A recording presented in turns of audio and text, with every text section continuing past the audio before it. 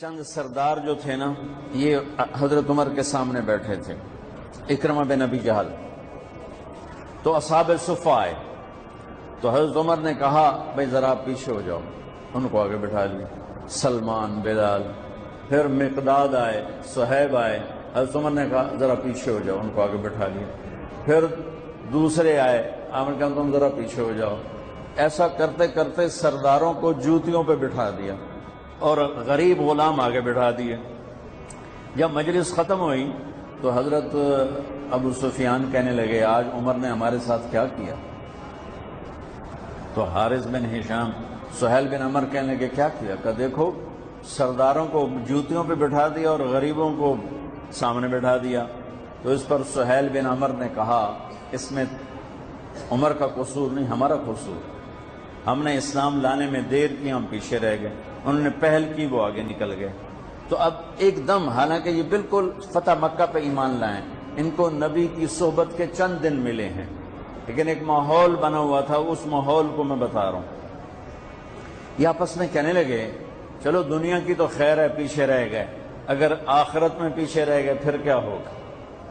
اس خیال کا آنا تھا کہ چاروں آگے حضرت عمر کے پاس کہ عمر تم نے ہمیں سامنے سے اٹھا کے جوتیوں پہ بٹھایا، ٹھیک ہے ہم حقدار ہیں، لیکن ہمیں پریشانی یہ ہے کہ ہم چاہتے ہیں کہ آخرت میں تمہارے برابر ہو جائیں، ساتھ ہو جائیں، آگے تو جا نہیں سکتے، پیچھے نہ رہ جائیں، کوئی راستہ ہے؟ حضرت عمر نے فرمایا ان لوگوں نے اللہ کے نام پہ اپنی قربانیاں پیش کی، تم اللہ کے نام پہ اپنی جان پیش کرو، مال پیش کرو، تو تم بھی ان کے ساتھ ہو جاؤ۔ تو یہ کہنے لگے جی بالکل ٹھیک۔ تو یہ سارے قریش کے سردار مکے آئے اور مکے سے بمع خاندانوں کے انہوں نے ہجرت کی، 400 بڑے سردار انہوں نے مکہ چھوڑا۔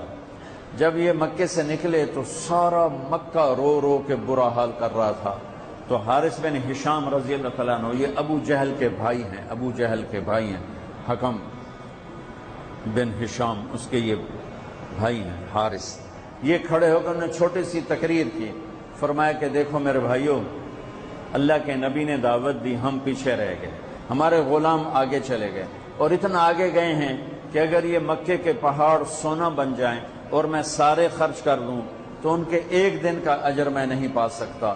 میں چاہتا ہوں کہ ہم اپنی جانوں کا نذرانہ پیش کر کے ہم ان کے ساتھ ہو جائیں۔ یہ قافلہ جب ملک شام پہنچا تو یرموک کی جنگ سر پہ آ چکی تھی۔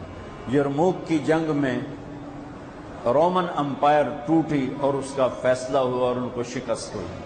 اس میں 3 لاکھ کا لشکر تھا رومن امپائر کا، اور صحابہ کا لشکر تھا 30,000، تو 10 گنا بڑا لشکر تھا۔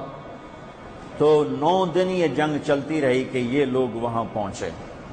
تو ایک دن ایسا ہوا کہ لڑتے لڑتے صحابہ کے قدم اکھڑ گئے اور اہل ایمان دبتے دبتے دبتے اپنے خیموں تک پہنچ کر رومی ان پر چڑھ کے آ رہے تھے، چڑھتے آ رہے تھے، اور ان کے حوصلے پست ہو رہے تھے کہ حضرت اکرمہ بن ابی جہل انہوں نے نا ایک دم اپنے سر سے نا لوہے کی ٹوپی کو اتار کے پھینک دی، اور اپنی زرہ بھی اتار دی، اور اپنی تلوار کی نیام کو بھی توڑ کے پھینک دیا، اور ہاتھ بلند کر کے کہ کوئی ہے میرے ہاتھ پر بیعت کرے موت کی کہ یا اللہ اس ایمان والوں کو فتح دے گا یا ہماری قبریں یہاں بن جائیں گی۔ تو خالد ابن ولید اور اکرمہ بن ابی جہل قریبی رشتہ دار ہیں، تو خالد ابن ولید نے حضرت اکرمہ کا ہاتھ پکڑ لیا، کہا کہ نہیں میں تمہیں ایسا نہیں کرنے دوں گا، ہمیں تیری ابھی ضرورت ہے۔ تو انہیں ایسے ہاتھ جھٹکے سے چھڑا کر کہا الیک عنی، الیک عنی کا ویسے ترجمہ تو ہے دفع ہو جا، الیک عنی دفع ہو جا۔ وہ آپس میں رشتہ دار بھی ہیں، صحابہ بھی ہیں، یہ کہہ سکتے ہیں، تو میں صرف ان کی لفظ کا ترجمہ کر رہا ہوں، الیک عنی دفع ہو جا، خالد پیچھے ہٹ جا، با ادب ترجمہ خالد پیچھے ہٹ جا۔ کہ کیوں؟ کہ میں اور میرا باپ ساری زندگی اللہ کے نبی کی دشمنی کی اور ان کے خلاف لڑتے لڑتے لڑتے زندگی گزار دی، آج اس داغ کو دھونے کا دن آیا ہے، آج میں اپنی جان دینا چاہتا ہوں تاکہ میرے دامن پر جو اللہ کے نبی کے ساتھ جنگ کے دھبے ہیں ان کو میں دھو دوں، لہذا میں تیری بات نہیں سنوں گا۔ تو ان کے بیٹے عامر بن اکرمہ نے آگے بڑھ کے بیعت کی، زرار بن ابزر نے، عبد الرحمن بن ابو بکر نے، عبداللہ بن عمر نے، ابو سفیان نے، حارث بن ہشام نے، سہیل بن عمر نے، ان بڑے بڑے قریشی سرداروں نے، انہوں نے حضرت اکرمہ کے ہاتھ پر بیعت کی اور سب نے اپنی تلواروں کو توڑ دیا، نیاموں کو توڑ دیا، زریں اتار دی، لوہے کی ٹوپیاں اتار دیں اور اللہ اکبر کہہ کر جو گھسے ہیں 400 آدمیوں نے 3 لاکھ کا منہ پھیر دیا اور ان کو ہٹاتے ہٹاتے ہٹاتے ان کے خیموں تک لے گئے۔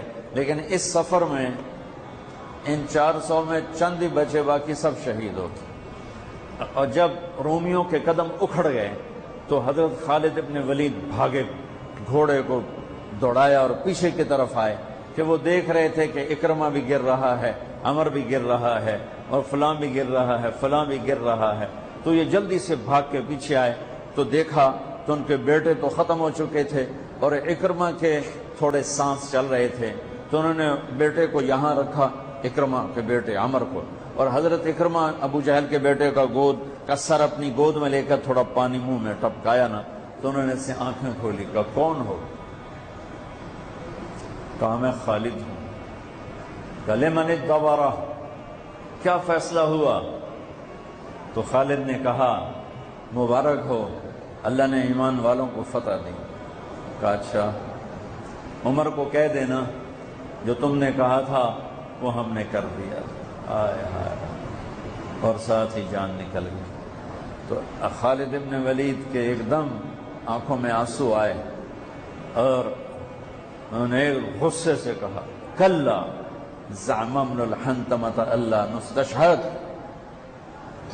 عرب جب کسی کو پیار سے بلاتے تھے تو باپ کے نام سے، یا ابن عمر، اے عمر کے بیٹے، یا ابن الخطاب، اے خطاب کے بیٹے، عزت محبت سے بلانے کے لیے باپ کا نام آتا تھا، اور غصے میں بلانا ہوتا تھا تو ماں کے نام سے، یا ابن سمیہ، یا ابن الحنتمہ۔